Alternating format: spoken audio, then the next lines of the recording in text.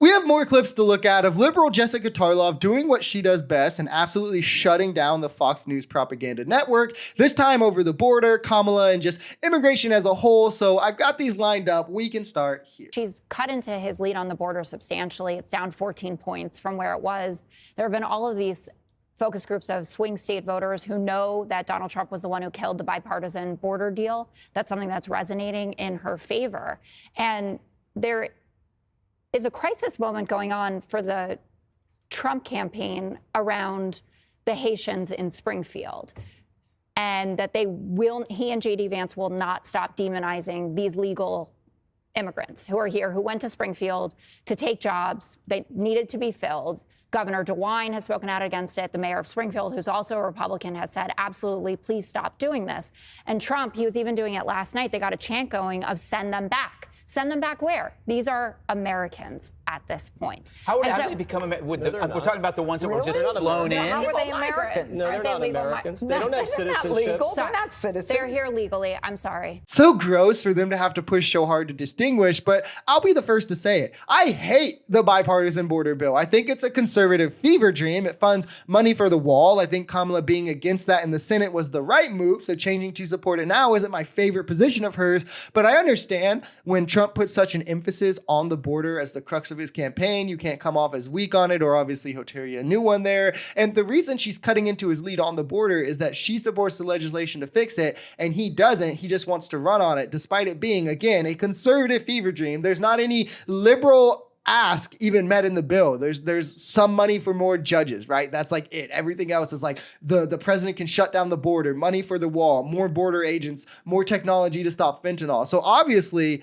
you can see if she's willing to sign on to this, she's the one who's serious about it. And the conservative who's rejecting it is doing campaign shenanigans. And he's also going off the deep end with the whole immigration thing. As Jessica mentioned, the send him back chants or whatever. These came in response to Trump saying that he would have the legal immigrants in Springfield moved out of there and sent back to where they came from. So he's gone as far to attack legal immigrants now and speak on deporting them as well, which should be scary to anyone who actually enjoys our American values. And it also shows his issue isn't with illegal immigration or with the system or any of these things. It's with the brown people themselves, which is racist. They're flying in thousands of people. They're flying them in.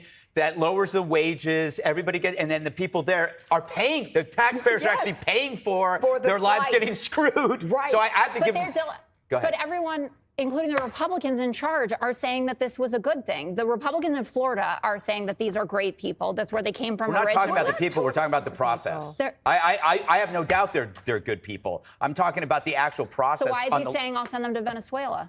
I don't know. Okay. I didn't hear him say that. It's because Trump absolutely has a problem with the people because they're brown. And so do these clowns. Don't let them lie to you. Springfield was in population decline and prices were shooting up because of labor shock from the pandemic prior to the immigrants coming. And even the mayor has came out, and we showed it in an earlier video, I think it was yesterday, that when the Haitians came, they came and filled vacancies. They started businesses, and it led directly to an economic boom that the mayor and that the citizens of Springfield touted highly. Same in Florida, same in all of these places. We actually have an interview with an economist, Justin Wiltshire, who studied the Hurricane Maria migration, where hundreds of thousands of migrants came to Florida. And he found in his study that wages did not drop, and there were actually positive offsets to any negative effect, any minor negative effects, but none were statistically significant either way. So it turns out that economies can just absorb these people with little effects. And furthermore, a Texas study shows that we actually pull in far more in revenue from immigrants, undocumented as well, than we spend on them. So the idea that they're being subsidized by taxpayers is ludicrous. They benefit the economy, are far less likely to commit crimes, especially violent crime, than U.S. citizens. They act more as job creators than job takers, often lead to upward mobility for native-born workers, and don't negatively affect wages. So what is the problem here? Other than this kind of white-centered idea that Americans have to look and be a certain way, and immigrants kind of threaten the culture of that? Wah, wah.